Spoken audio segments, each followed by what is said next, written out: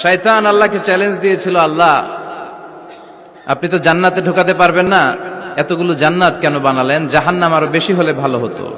আল্লাহ বললেন কেন? শয়তান বলে, আল্লাহ এই সবগুলারে আমি ওয়াসওয়াসা দিয়ে মুনাফিক বানিয়ে নাস্তিক বানিয়ে জাহান্নামে ঢুকাবো। আমি চ্যালেঞ্জ দিলাম, ডান দিক থেকে ধোকা দেব, বা থেকে, সামনে থেকে, পেছন থেকে, নিচ থেকে, রগের শিরা উপশিরায় ঢুকে, মাজরাত দাম যেখান দিয়ে রক্ত চলাচল করে ওখানে ঢুকেও আমি ধোকা দেব। আপনি জান্নাতে ঢুকাবেন কেমনে? আল্লাহ বললেন, তুমি আমারও চ্যালেঞ্জ দাও, এত বড় সাহস?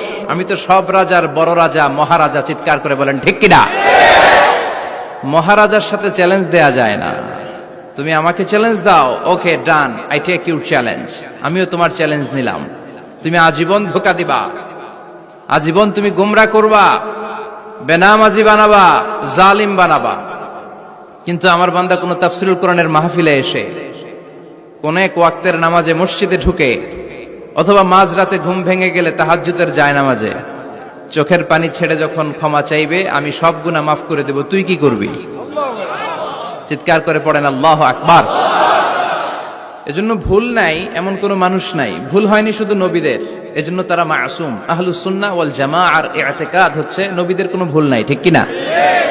ছোটখাটো যে ব্যাপারগুলো ঘটেছিল সেগুলো আল্লাহ অবশিষ্ট থাকতে দেননি, সেগুলোকে আল্লাহ ঠিক করে দিয়েছেন। চিৎকার করে পড়েন সুবহানাল্লাহ।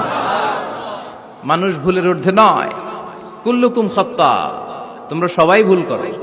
ওয়া খায়রুল খাত্তাইনা তাওয়াবুন, আর এই ভুলকারীদের মধ্যে আল্লাহর কাছে শ্রেষ্ঠ ভুলকারী যে লোক ভুল করার পরে তওবা করে। কার কাছে? আল্লাহর কাছে। আল্লাহর কাজই তওবা কবুল করা। গাফিরিয যামবি ওয়া কাবিলিত তাওব। আমরা ভুল করব, শয়তান ওয়াসওয়াসা দিবে, আর আল্লাহ মাফ করবে, ঠিক কিনা?